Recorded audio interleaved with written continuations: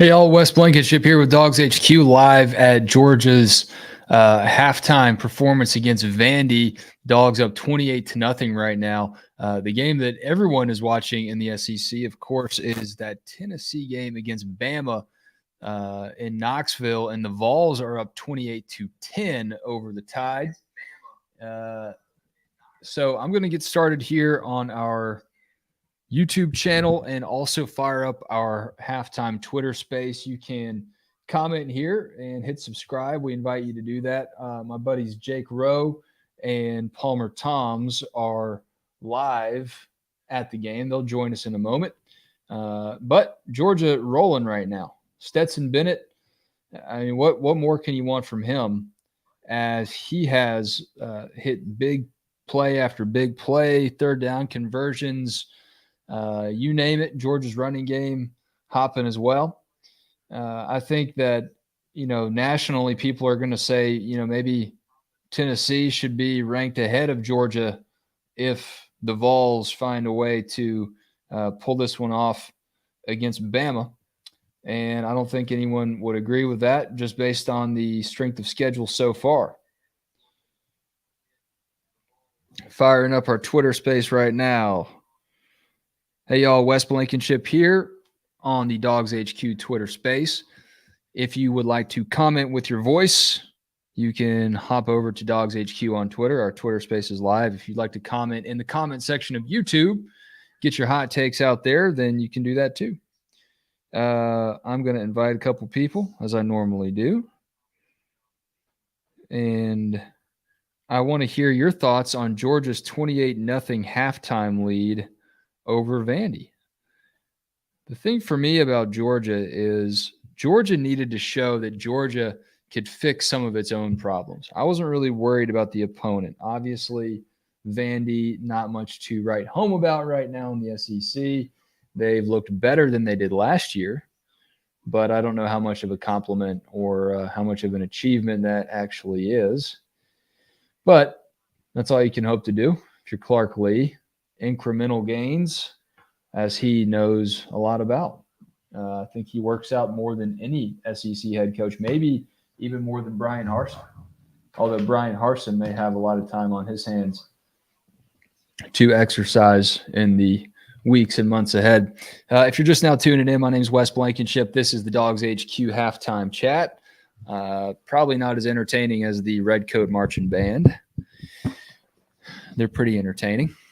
But Georgia up 28-0 over Vanderbilt right now at halftime. Let's look at some other stuff. The Phillies up 7-3 in the bottom of the seventh over the Atlanta Braves. Atlanta. There's no T in there's no second T in Atlanta, and there's no second win in this series, perhaps, unless the Braves find lightning in a bottle here. Look. Someone asked me how I was so calm and so composed about the Braves' lack of grit, lack of anything really in this series against the Phillies. And here's what I had to say. A year ago me, as I would like to refer to him, if you're familiar with Jerry Seinfeld's joke about tonight me and tomorrow me, you stay up too late at night and you let tomorrow me deal with it. Well, a year ago me only wanted to see one championship. And my teams gave me three. My high school football team, Collins Hill Eagles. My college alma mater, the Georgia Bulldogs. And the Atlanta Braves. They all won championships within a span of, I think, 3 months. So as of right now, I'm still riding the vibes of year ago me. And I'm not telling you how to feel. You can feel however you would like. I know it's not fun to watch the Braves be no-shows against the Phillies, against a division rival. It sucks. But they still got that trophy, and they're still the defending champs until they aren't. And talk to me in a year, and I might feel a little bit different. If you are listening on Twitter Spaces, I invite you to request to talk, make it like a radio call-in show.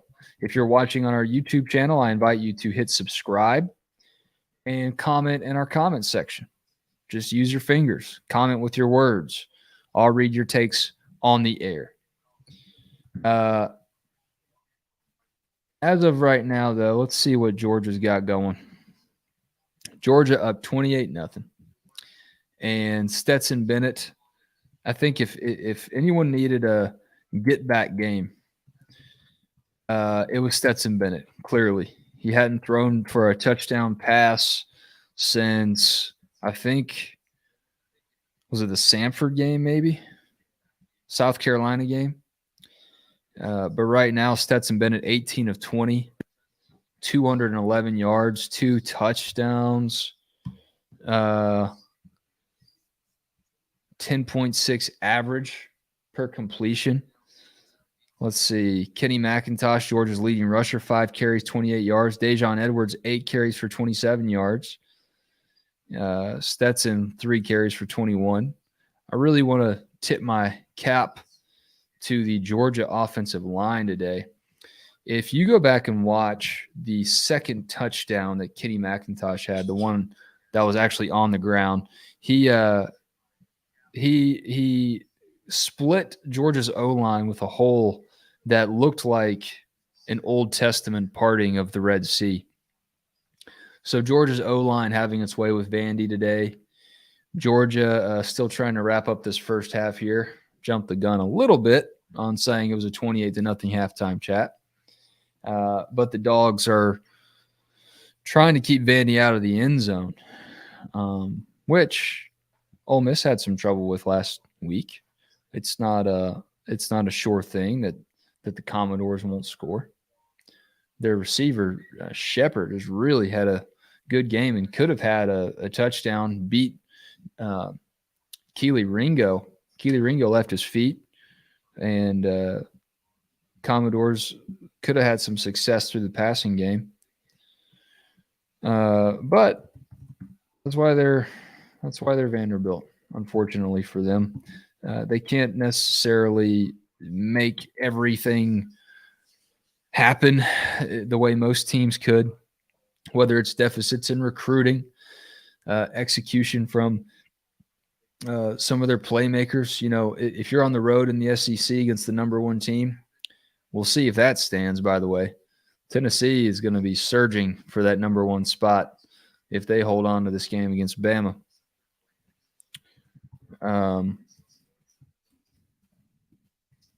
By the way, if you want to talk about that Bama-Tennessee game, if you tuned into this, by all means. What's up, Radford? By all means, we can talk about that one too. I'll just warn you, I've mainly been watching Georgia Vandy today. Just been scoreboard watching Bama, Tennessee, and Braves, Phillies.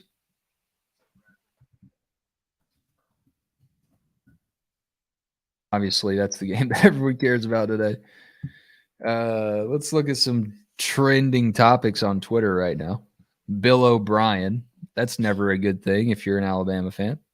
Dansby is trending. And when I look at the Braves-Phillies score, 7-3, top of the eighth inning, no outs. That can't be a good thing for Dansby either. Dansby Swanson today, 0 for 3. Ronald Acuna Jr., 0 for 3. Matt Olson, 1 for 3, does have a home run. Travis d'Arnaud, 1 for 3. Austin Riley, 0 for 3. Harris, 0 for 3. Contreras, 0 for 3. Arcia, 2 for 2. So maybe this is a good thing for the Braves with Arcia up. He's the only good thing. But this isn't a Brave show. This is a Georgia football show, of course. And I've had a lot of comments today when I commented on anything that Georgia did well. Rest assured, someone was going to comment and say, yeah, but it's only Vandy. Yeah, but it's only Vandy. Look, Georgia needed to figure some things out on its own today. So I don't really care who Georgia is playing. We've seen how good Georgia can be. And that 49-3 win over Oregon is still the reason why Georgia's number one. And I know it's week one, and they haven't looked that good since, except for the game against South Carolina. You could argue the second half against Auburn, they looked that good too, but Auburn had just given up. Today, Georgia came out of the gates, and they're about to take what I believe will be a 28-3 lead, maybe. If Vandy can kick it through the uprights. Could be a 28-3 lead, could be 28-0. Either way, Georgia is hitting on every question mark. Every question mark that Georgia had coming into this game. Can Stetson Bennett throw? Can he throw a pass over the middle? Can he be accurate? Can he throw a touchdown? Can Georgia score a touchdown in the red zone? Georgia's done all of it. They've done everything. I'm seeing zeros on the scoreboard right now for Georgia and Vandy. Whenever it is officially halftime, I believe Jake Rowe, our senior editor at DawgsHQ, will join me to share what he's seeing from the booth at Sanford Stadium. Maybe Palmer Toms as well. And they'll break it down from their vantage point. What I've seen is Georgia's O-line looks like a totally different team from when Mizzou just sold the farm to blitz Stetson Bennett. And I don't know what's gone on in Georgia's offensive scheme, meeting rooms. Have they taken some things off of Stetson Bennett's plate? Was he confused by some of the things Mizzou did a couple weeks ago? I don't know. Maybe they simplified some things for him. Maybe he just had a bad game. Maybe he just had a bad couple games. But I think this is what Georgia needed to do. And I know they've still got 2 quarters of football to play. But this is what Georgia needed to do going into this bye week. First thing they need to do is win, obviously. But the second thing they needed to do was get healthy. And if Stetson Bennett was dealing with some things with his shoulder, maybe if he's dinged up like Kirby Smart said, I think Georgia's done some things to keep Stetson from pushing himself too much and aggravating any kind of injury. And that's a good call. I mean, Georgia hasn't had to take many deep shots. They've kept it underneath a lot today. And Georgia's picked up a lot of its passing yardage that way and a lot of its substitute rushing yardage. I mean, some of these catches, Ladd McConkey had a 5-yard pickup on a first down bubble screen. And that's something that Georgia, when it looks at its offensive stats, they chalk that up as a rushing gain. Let's see. Dominic Blaylock, good for him picking up that touchdown. First one since 2019 after his ACL misfortunes. Kenny McIntosh with a receiving touchdown as well, but he created out of the backfield, made a couple Commodores miss. So I think Georgia has done really everything it needed to do. There was one drive where Dylan Bell looked like he was down. He took off to the end zone, lost his shoe, by the way. But it looked like he might have kind of surfed over the Commodore. Commodores traditionally rank in the United States Navy of someone that rides the waves on some sort of sea craft. And Georgia will take that 28-0 lead to the halftime break. And it looked like Dylan Bell had surfed over the Commodore. It looked like he'd kind of ridden the wave and taken off into the end zone for 55 yards. But that was not to be. Georgia had to punt on that possession. But other than that, look at what the defense has done today. They got a turnover. Georgia sorely needed a turnover. They're negative in the turnover margin for the season. Georgia's defense had to create some opportunities too. A lot of question marks about Georgia's offense. Well, Georgia's defense hadn't really created many turnovers as of late, or certainly not throughout the season. So they create a turnover on a Vandy fumble, and they turn that into a touchdown. This is the kind of thing that you have to see from the Dogs, because we've seen Georgia struggle against teams it shouldn't struggle against. It's a young team. It's an inexperienced team. It needs leadership at a lot of positions, and it needed more consistency out of its quarterback. It wasn't all about the lack of leadership. It was about Stetson Bennett not being accurate. And he's been accurate today. He's put the ball on the turf twice, I believe. Welcome into John Barnett on our Twitter space. Welcome into Wicked Pupil on our Twitter space. I'm sure you were a lot of fun for your teachers in school. Georgia up 28-0 over Vanderbilt on homecoming Saturday, the centennial homecoming, the 100th homecoming for the University of Georgia. 100 times people have come back home to watch a Georgia football game officially. We've seen a lot of other instances where people may have lived in other states and they've come back and watched Georgia in a home game. But unless it's homecoming, it doesn't count. And this is the 100th time it's happened. Chad Donnerschwans says, agree, Wes. And you're the first person to comment on this show.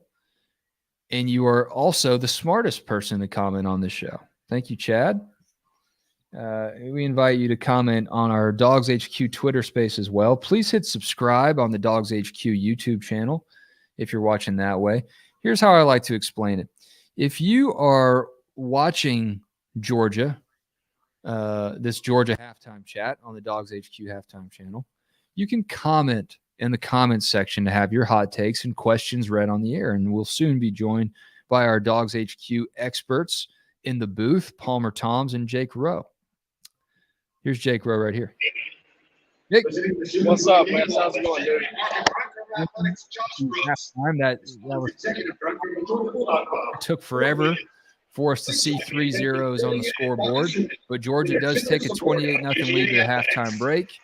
And Jake, I'd love to hear your observations. I've been flapping my gums for the past 20 minutes here about what the Dogs have done, but I'm most impressed by Stetson Bennett's accuracy, Georgia's O-line, and Georgia's defense finally coming up with a turnover after what seems like it's been a long drought. But I'd love to hear your observations too. Yeah, especially a forced turnover, right? They got a gift turnover last week. Yeah, a lot faster start from Stetson Bennett. And it was those two throws, I feel like, to Marcus Rosenby, Jack Saint. Those two throws over the middle, a couple of dig routes, very similar to what Rosenby, Jack Saint scored on against Florida a couple of years ago that he got hurt on the play. And I think those types of throws really get Stetson going. The third down efficiency has been great. They found a way on third down. Probably his most impressive throw of that half, to me, was the Dominic Blaylock touchdown throw, because that one had to be where it was at for it to be that result, to have the defender not be able to get to it and Blaylock be able to stay in bounds. Really good there. Stetson's done a good job with his legs. Another thing, and I'm sure we'll get to it, I don't want to just run over every single thing here, Wes, but those running backs, Dejon Edwards, Branson Robinson to a lesser extent, not a ton of action, Kenny McIntosh, breaking tackles, pulling through tackles, getting extra yards, finishing runs the right way. You put all that together, that's how you lead 28-0 at halftime. No, I think that's a great point, and that's what you spoke about. I don't want to say ad nauseum, but it was one of your glaring early assessments of Georgia's offense that needed to get better just a couple games in. And before you hopped on, Jake, I said, I don't really care who Georgia's playing today. How many times have we seen Georgia not play very good football against teams that it should be blowing the doors off of? No pun intended. I didn't mean to do that. I apologize. But going into the halftime break of this season, you had to do it. You had to show that you could play a complete game regardless of who the opponent is. And through 2 quarters, Georgia's done that. Yeah, Wes, I almost had to remind you this is a family show. Listen, Georgia, they don't pick who they play. And listen, I watched this Vanderbilt team give Ole Miss fits for about 3 quarters last week. I'm not saying they're good. I'm not saying that if Georgia was up right now 10-6, that it would be acceptable. It wouldn't be. But what Georgia has done is it's come out and it's shown, listen, that fast start element, it's there with this offense. I mean, and listen, it just needed to be shown again, because we saw it against Oregon. We saw it against Sanford. We even saw it against Kent State and South Carolina. We just hadn't seen it the past 2 weeks. It's been sluggish. It looked disorganized. The third down wasn't great. Red zone was really good last week, but getting down there wasn't a given. And this week they just really, kind of slapped Vanderbilt around in a lot of ways. And that's something that this Georgia football team should be doing. I mean, they should be scoring in bunches and doing the things that they've done. And, I feel like if you were to talk to somebody after the second drive, that would have been, here we go again, slow starts, because they didn't get that touchdown out of Dylan Bell with 3 and out after that first down. Yeah, that was a big momentum shift. It sounded like, even me listening at home, it sounded like Georgia thought it had something. It could have really busted the game open at that point, and then they couldn't really move the ball. But other than that, I mean, I have not seen any real-time errors by Georgia's offense. There are a couple things from the defense that I do want to bring up with you, but very, very fast start from the offense, and that's what we said all week they needed to do. Yeah, if I'm sitting here thinking about it, one miss from Stetson, maybe his first throw of the game to Darnell. His first throw of the game. Yep. Was a little bit off. Other than that, it's been pretty good for him. I think that there may have been a couple of kind of my guy can get it or nobody gets it type throws, but otherwise very, very sharp first half. And honestly, Wes, I haven't even looked at the stats. 18 of 20 for 211. I didn't know it was that good. I didn't know it's been that good, and he's looked that good. He really has. Now, we've talked about his shoulder. Whatever, I don't even want to call it an injury because he's still playing, but he's dinged up coming into the game. Kirby Smart even gave us that much. It seems like they haven't needed to go downfield too much, but it does almost seem like, if you're looking at what Georgia's run offensively through the passing game or substitute rushing game, if you want to call it that, they haven't made Stetson take too long to throw deep passes down the field. No, they haven't, but they have. I'll tell you this. Sometimes those dig routes, like the ones he hit to Marcus Rosemary, in that wheel route, he hit to Darnell Washington, who made a fantastic catch. Sometimes those take a little longer to develop than a post or a go route. And Georgia has done a good job when Stetson's needed to hold the football of protecting him. Offensive line's having a solid day. Not as great on the ground as you would like to see, but there hasn't been as massive of a commitment to it because, you look at the numbers. You're looking dead even first half. 20 passes, 20 runs. One of those runs was a team carry for a kneel down. And you're talking about a couple of others that are, down there where you want to be able to run the ball into the end zone. But Stetson's back on the board as far as passing touchdowns. He's shown some zip in that 20 to 25 yard range, which is really good to see from him. Made some really good precision throws. And has made some good decisions with the football. I think the only thing you could probably really try to slap him on the wrist for in that first half was one of his better completions, 25-yarder to Dominic Blaylock, and threw it off his back foot, laid it up there. Yeah, that one could have been picked. Yeah, Dominic was just so wide open that he made a play and good concentration on his part.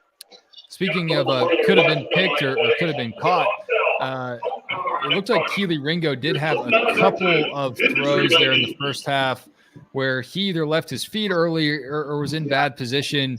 Vandy does have a good wide out there, and I want to say their quarterback has made some pretty good throws for a guy on the road in the SEC, and I believe he's a freshman. So Vandy's still trying to do what it can on offense, and they probably could have hit bigger plays on Georgia if they would have executed better. But, again, it's kind of nitpicking when you look at the scoreboard and it's 28-0. Yeah, sometimes when you're up here, you obviously get to see every position, and I just kind of happened to be watching that route the whole way. The crazy thing about that route is Keely was all over it. Like, he read it well in the air. He saw it the whole way. He played that like a veteran, talented quarterback until the last half second where, like you said, I don't know if he misjudged it and kind of pulled up a little soon or if he just mistimed his jump. But Georgia got away with one there. And, sometimes you do. Sometimes you do get away with one. Auburn got away with a couple last week, too, with Georgia overthrowing a couple of touchdown passes. Georgia got away with one there with Vandy on the block. I couldn't really tell about the pass interference penalty on Keely Ringo, but I do know, and I believe it was Kamari Lassiter. Georgia's calling timeouts to try and get the ball back and run a 2-minute before the drive. Kamari Lassiter misses a tackle on the slant route. I believe it was him. It could have been Dalen Everett, but I'm pretty sure it was 3. That could have been a big play, not necessarily in terms of the outcome of this game, but it could have allowed Vanderbilt to maybe get a little bit of momentum going into halftime and to get maybe a 2-for-1 on the scoring thing. But Georgia was able to kind of hold. Nolan Smith comes up with a big pressure there at the end of the first half. Forces an intentional grounding penalty, his 3rd sack of the season, and Vandy misses a field goal. Welcome into our Twitter space, John Mosley. Appreciate you listening in there. Thanks to everyone tuning into our live stream as well on the DawgsHQ YouTube channel. Hit subscribe, hit follow wherever you're listening from. Jake, I want to get one quick injury update from you. There's a lot of names kind of swirling around in pregame. You made a lot of observations in the pregame warm-ups. What's kind of the final notebook, if you will, on Georgia's injuries coming into this game? Smileman is not playing. I haven't really noticed a lot of Tresman Marshall out there. A.D. Mitchell did not look good at all when Georgia came out in their pregame warm-up, where they come out kind of with their – it's not necessarily coach-led, just a bunch of players out there getting a little extra work in. He wasn't moving very well, nowhere near as well as like Kirby Smart said last week during pregame. When they put the pads on and came out there with full pads, he looked better. Arian Smith, I'm not sure where it's at with him in the offense, but he's playing special teams, and that shows you that he's healthy. They feel good about it, so that's good there. He may just be needing some extra time to kind of get integrated into what Georgia is doing offensively. Jalen Carter not dressed out, Kendall Milton not dressed out. I expect, if I'm a betting guy and I'm listening to those who I trust, I expect Kendall Milton, Jalen Carter, A.D. Mitchell, and Smile Monday, and Tresman Marshall for that matter, because he was actually getting more run in pregame than Smile Monday was. I think all of those guys, barring a setback, have a really, really, really good chance of being back at 100% or close to it for Florida in a couple of weeks.